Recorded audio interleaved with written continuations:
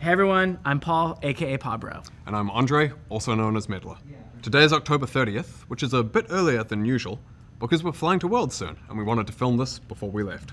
This is our last dev update of the year, and before we get into some of the things you'll see in Season 1 2026, we wanted to thank you all for being on the journey with us this year. As always, we want to show some love for your passion, for keeping us honest, and for making working on this game so worth it. Now, in January, we'll be back to talk more about Season 1, as well as a little bit of what to expect for the rest of 2026 overall. But for now, let's get into it. We learned a lot this year about seasons. Many of you liked what came with the themes, the map art updates, metagames, new champions, and champ updates overall, for example. But we also saw that if we leaned too hard into a region, it could feel very one note, especially when it comes to skins. And as it turns out, there is too much of a thing like Noxus. A lot of red and black. Yeah. So, we'll continue to find the right balance for thematic seasons moving forwards. And speaking of which, it's time to talk about Season 1 of 2026. For this, we wanted a contrast from 2025, with its ancient danger, a dark inn, and quite a bit of scheming throughout. So next year, we want to kick things off with themes of unity, hope, and justice, with a drop of righteous judgment thrown in there for good measure. So that means Petricite, gold, and blue accents on the map, as well as some Demacia-themed skins, including some champions reimagined as Demacians, with plenty of non-Demacia skins for some variety. That also means that the yearly cinematic in January will feature Demacian champions. We're going back to old-school Demacia this time, back in time to what some might consider the golden age of Demacia, when it was a beacon of hope and a bastion of justice. Hey Andre, are we forgetting something? I don't think so. You sure? Yeah, let's keep going. I don't want this to drag on. Anyway, we have a range of Summoner's Rift changes that the team will talk about in a moment. And this year, we'll also talk about some updates to Swiftplay. With that, we're going to hand it over to Riot Endstep and Phreak, who will walk you through some of the Summoner's Rift changes coming in January. Hey everyone, I'm Riot Endstep. And I'm Phreak. And we're here to talk to you about the Summoner's Rift gameplay changes coming in January. Over the last few years, League has been largely about team fighting over neutral objectives, fighting around grubs, dragons, or that vision ward you just placed around grubs or dragons. And while we know 5v5s make for some of the highest highs, we want to swing back towards a state where more strategies like splitting or sieging are more viable. So we're making some changes to major neutral objectives, towers, and minions in order to do just that. Additionally, we're making adjustments to roles so everyone has an appropriate impact on the outcome of each game, because right now, some lanes are much better at turning a winning lane into a winning game. We also have some delightful improvements, so let's get started. The first thing you'll notice in January is that the game starts faster. We want to reduce downtime after you load in, so minions and basic jungle camps first spawn 35 seconds earlier than they do today. You'll still be able to pull off early invades, but you'll have to be much more decisive when you load in. We're also making some changes to vision. It's an incredibly powerful tool in League, but right now it feels monopolized by supports and sometimes by junglers. We want to make effectively warding the map easier to learn for everyone, and give more opportunities and power towards drops by pushing champions, especially mid and top laners who are side laning later in the game. So, we're adding Phalites, locations that grant temporary bonus vision to wards with unique bonus vision areas for each spot. Some Phalite rings will be available at the beginning of each game, while others reveal themselves when the Elemental Rift transforms, particularly those that would otherwise disrupt early game jungle. Okay, so on to the objectives. Otacon was one of the biggest additions to the Rift this year, and was a pretty cool, unique objective to fight over. That said, he contributed to objective fatigue, which many of you cited as an issue, and we agree. We wanted to alleviate this over time. We had removed the second form of Otacon, we removed the second set of grubs, but it really wasn't enough. So, just like Zehen did, we are cutting Otacon out of the game. That includes Blood Roses and the petals with them. That said, let us know what you think about limited time gameplay changes and if there's something you'd like to see more of. But back to Otacon, his removal also means that Baron will go back to his old 20-minute spawn time. Welcome back, King. Additionally, we're making all epic monsters more durable, especially late game dragons as you get closer to Dragon Soul. That should make it so that it's easier for teams on the back foot to contest dragons and other epic monsters, or trade something meaningful on the other side of the map. Finally, we're also removing feats of strength from the game. We like that they push teams to progress the game and provided goals to rally around, but we think we can create better gameplay systems that allow for players to have more individual agency over their games. With feats getting the boot, we're adding back some gold rewards for First Blood and First Turret. Another way we're looking to improve sieging is with a new mechanic called Crystalline Overgrowth, which is kind of like a universal demolish effect. Crystals will build up on towers over several minutes, and when hit, they're consumed to deal an extra burst of damage based on how much buildup has accumulated. This should help enable pushing windows in more situations, even if you're behind or don't have the highest DPS. Demolish will be sticking around, but will be simplified to a good old 3-hit passive. We love 3-hit passives. Yes, we do. Turret plates will now stay on outer turrets permanently and will be added to the inner and inhibitor towers as well. We're doing this to create long-term piecemeal rewards for pushing. No matter what state the turret's in, you're likely to mine some gold by taking aggressive actions.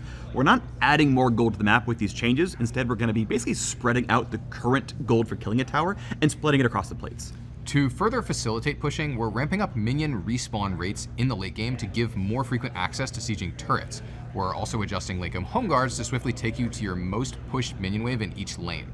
And finally, Nexus turrets will respawn with partial health missing. We like that the respawn allows a team to hold their base for a while and not have to worry about getting backdoored by a Twitch, but with a full health respawn, it meant that it was honestly incorrect for a sieging team to finish killing the turret sometimes. Now, for our biggest change for next year, role quests.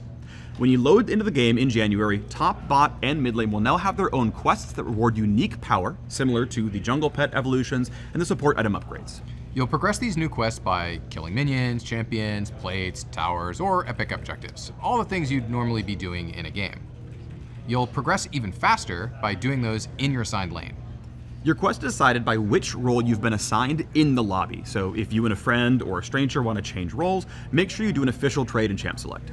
One of our goals with these role quests is to buff top and bot carry relative to the other roles, as they're currently the two weakest, and as a result, the quest rewards are going to be comparatively stronger for them. Now, let's get into the rewards which will be granted in a new role quest slot. Historically, top laners haven't always felt like they have the agency over the games that they deserved, even if they won their lane, and that's something we would like to change this season. Upon quest completion, top laners will receive pretty much Summoner Teleport for free on top of the 2 summoners they already chose. Now, if you had taken Teleport in pregame, instead that spell gets a lot stronger, giving a very, very large shield when you use it. In addition to getting a functionally free summoner spell, top laners will also get a bunch of bonus XP up front, more XP from future sources, and an increased level cap. Now, to mid lane. A huge variety of champions can be played there, so we wanted this reward to be good whether you're mage, assassin, or both like Malphite mid. And upon completing the quest, mid laners will receive a free tier 3 boot upgrade like the ones you could buy with feats, as well as a faster recall. Rounding it out for new quests, in bot lane, we're going to lean even harder into the carry part of the role. So while top laners are getting bonus XP, bot laners are getting a whole bunch of extra gold. When completing their quest, they get a lump sum of gold, increased gold from minion kills, champ kills, and champion assists for the rest of the game. And you might be asking, well then what do I do with all this gold if I hit item cap? Don't worry, the item cap is going up. Your 7th item slot will hold your boots permanently, allowing you to get 6 full legendary items for extra hard late game scaling. Jungle and support already have quests and rewards, but we still wanted to take this opportunity to make some changes to them. Jungle is by far the strongest role in the game right now, especially when it comes to early map influence, so we're slightly lowering the speed of early game clears to give lane matchups a little bit more time to play out uninterrupted. We're also making it harder for non-junglers to steal objectives by increasing their resists and making Smite deal more damage. Their role quest is still getting pet upgrades and PvP Smite like before, and they're now getting increased gold and XP from large monsters when the quest is done, as well as bonus movement speed in the jungle. Similar to jungle, we think support is already plenty powerful and has a very functional role quest, so we didn't want to directly increase their power. With that in mind, we wanted to give them quality of life oriented upgrades, so we're giving them a new slot exclusively for control wards, discounts on control wards, and a little bit more gold over time so they can keep pace a little better with the other roles.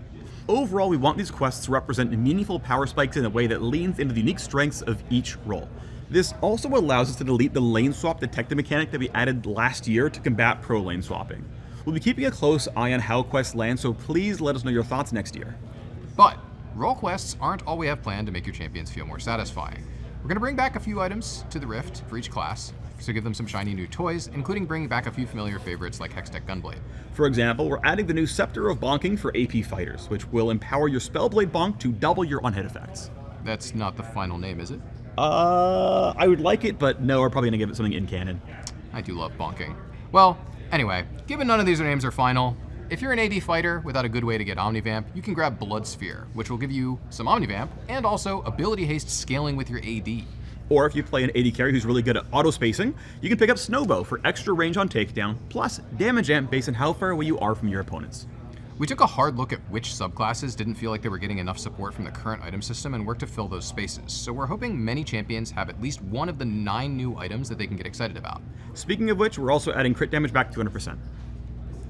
Alright, we know that was a lot to cover. We're excited to hear what you think of all these changes as the new season kicks off. And in case you're looking for even more details or insights on these changes, make sure to check out the dev blog that's live right now. That's it from us on the Summoner's Rift team, and so we'll throw it back to Pabro and Meddler, and we'll see you on the Rift. Okay, let's talk about ranked.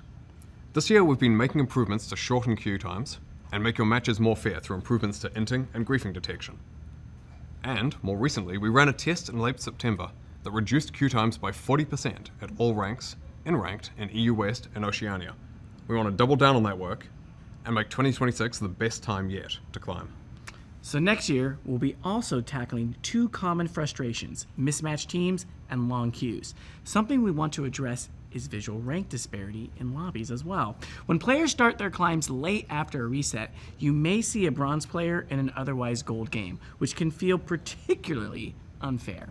When in reality, that player was gold last season, but they haven't gotten back to that rank yet because they've had less time to play. So we're adding a climb indicator to loading screens when a player's MMR is higher than their visible rank. This will let other players know that you're climbing quickly and your displayed rank hasn't caught up yet.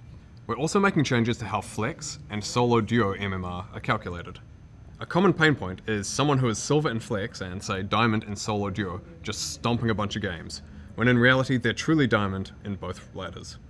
So this season, if your solo duo MMR is much higher than your flex MMR, the system should bring your flex rank a lot closer to your solo duo one. And that should mean flex matchups will feel a fair bit more balanced moving forwards. Next, we're making changes to autofill. The reality of League is that certain roles are substantially more popular than others, and having an autofill jungler versus a jungle main can feel like an auto loss. This means that quite often people either dodge to avoid it or hold your lobby hostage in order to get you to dodge. When nobody likes queue times, this is an awful experience. So we have a number of changes to make autofill fairer, and to reward you for sticking with the role you're assigned when you do get autofilled. First, if someone on your team is autofilled, the system will try to match autofilled players by role. So an autofilled jungler versus another autofilled jungler, for example. If it can't match by roles, it will then of course fall back and try to ensure the same number of autofilled players on each team.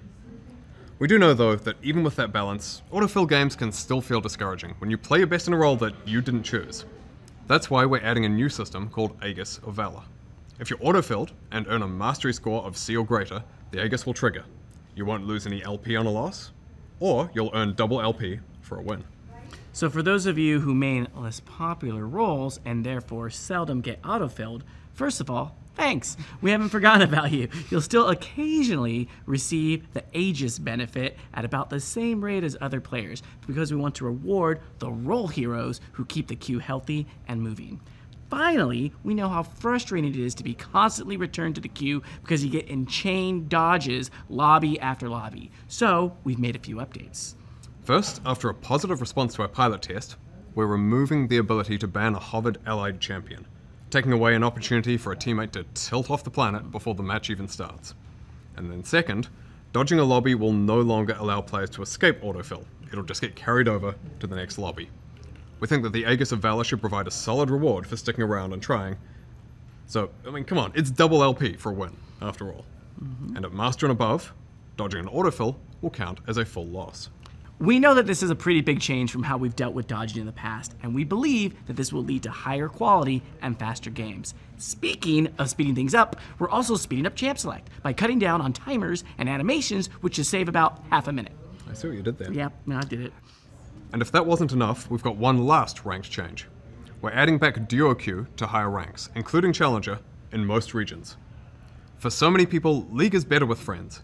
And in the past we disabled duoing at Apex tier ranks because it so often led to rank manipulation. But, because of the improvements we mentioned earlier, as well as the ongoing work on boosting and ranked manipulation detection, we're confident that we can bring back high MMR duoing without it being so abused. So, call up your friends. It's duo time! Switching gears, let's talk about Swift Play. Swift Play is pretty popular. and we think there's a lot of room for further improvement. And we want Swift Play to be that place where you can get in a quick game, where you and or some friends can practice new champions, or where new players can come and learn and get their footing on the Rift. That means Swift Play should still be somewhat competitive while providing quicker queues, faster games, and serving both new and existing players. So we're rolling out some changes that should address the overall pacing, touching objectives, laning, and the jungle. To start with, we're bringing over a lot of the changes to Summoner's Rift generally that were talked about earlier in this video, except for role quests. Now, for Swift Play specific changes though, the first thing we're tackling is game pacing. Swift Play games are actually a bit long, and the general consensus is there isn't quite enough action. So things like long death timers, focusing on CSing and lane, and objective overload all take away from the promise of Swift Play. So we want to get you to the action faster and more often. Now, while some of the Season 1 changes will help address this, you'll also start Swift Play at level 3 with some extra gold similar to ARAM. We're also lowering death timers across the entire game so you're getting back into the action quicker. And in order to keep the game from stalling out, we look for ways for you to capitalize on the shorter death windows. So we're increasing the minion spawn frequency, putting cannon minions in every wave after the third, and introducing a new mechanic that we're calling Minion Frenzy. If you kill an enemy champion near your minions, they'll be inspired by your actions. They'll get enraged and attack faster and deal more damage. We're also going to be making some adjustments to tower durability, and making sudden death start a little bit earlier. And thus, Swift. Outside of pacing, we also want to decrease objective overload. While the removal of Artican helps, we're also going to be removing the Grubs and Rift Herald. Baron and Elder Dragon will also be spawning earlier, with Elder spawning at 15 minutes regardless of whether the Dragon Soul has been claimed. The game-ending power of these buffs being accessible much sooner should help in closing games a bit faster than what we're currently seeing. And with Elder Dragon moving up, the Elemental Rift will transform after 1 dragon, and you'll get the Soul after 2. Finally, rounding out these changes for Swift Play, Jungle. Now currently, if you're not a seasoned jungle main, it can actually be pretty overwhelming in Swift Play. These broader pacing changes around neutral objectives should make it feel much more comfortable, and like you're not being swarmed with objectives all the time. Now we know this is a ton of information and changes, but the goal here is for Swift Play to feel swifter without it being so dense that it's overwhelming. We have a dev blog coming out today that will cover all of these changes, plus a lot more detail behind the specifics, so if you want to learn more, go for it. Hi everyone, I'm DashiJador, product lead, back again to chat about WASD, this time with the tech lead for WASD. I'm Riot CallMeKT. Now that Worlds is over and we're getting closer to the end of the year, we want to check back in on the wild world of WASD. We've been on the PvE for a few months now, and in that time we've caught and squashed over 100 bugs. All thanks to the feedback we received from all of you creative, maybe a little unhinged PvE players who've been helping us find, identify, and crush all of these pesky bugs. An extra special thanks to the players who are able to re-trigger the notorious new bug. Even beyond bugs, PvE players have been giving us great recommendations and requests. One Redditor recommended that we add an option to do a single button input to move at a 45-degree angle up and down the lane. It sounded pretty wild at first, but we found through our internal testing that it actually saved a lot of finger pain, so it will be available as an accessibility option for WASD players going forward. Since our debut on the PvE, we've been continuously updating all the different facets of WASD. We've made improvements to navigating around minions, wall sliding, the new dynamic lock camera, and more. One of these features is a new auto attack system for WASD. With practice and dedication, you'll be able to weave attacks and movement, matching the experience in point and click to reach your optimum DPS. Our goal is to keep WASD as an alternative control scheme at all levels of play, not just for brand new players. We'll be keeping an eye on feedback as well as our internal data to ensure it remains an equitable experience. We've also been updating our dynamic locked camera. We've added the highly requested ability to tune the camera speed to your liking. Along with these settings, we heard your feedback on wanting a way to scout ahead, to check for ganks, look at other lanes, and much more. So we've introduced a new feature appropriately named the Scout Ahead mode. When you're in dynamic locked camera, you can hold your middle mouse button to freely move your camera and you'll snap back on release. These features, along with all the bug fixes, will be available when WASD goes live tomorrow in all queues except ranked and normal draft games. We're choosing to keep WASD out of draft modes for now, as we want to make sure you can have a smooth process for your ranked climb. Really? Tomorrow? Well, WASD will be live in all unranked queues except normal draft in patch 25.24, which for many of you should be tomorrow. We saw your requests and questions about other features we've promised, like champion-specific keybinds and enabling many of these new features for point-and-click players. We're still working on them, and much more to come. We're at the point where we want to focus on getting large amounts of player data in order to drive our development further. So we're opening up the feedback channels to our much more global audience. Now, we still don't have the exact timeline on when WASD will come to Ranked. We want to ship it when it's ready, which means fair, balanced, bug-free, and smooth to play. Please keep up the feedback and bug reports. There may still be a few stragglers out there. Only through our powers combined can we find all of them. That's it for us. Be sure to check back out on WASD when it's live and send your bugs, feedback, and best misplays. Thanks so much for listening, and we'll see you WASDing on the Rift. So how are your pickums? Not great. Bit too much hopium when I filled them out. I know how it feels, but the hopium's feeling good for me. I think I'm actually feeling great. Really? Totally. Uh-huh. Who's wearing the suit then? We don't know. Not gonna be me. I mean, we'll see. Good luck. Okay. Okay, we know that this was a long one with a lot of info in it. And we'll see you again in January as mentioned to talk a bit more about Season 1 and a little bit about the rest of 2026. Don't forget that Ranked will stay open until the new season, so go finish your climbs, have a happy and safe holiday season, and we'll see you on the Winter Rift. Thank you so much. Bye.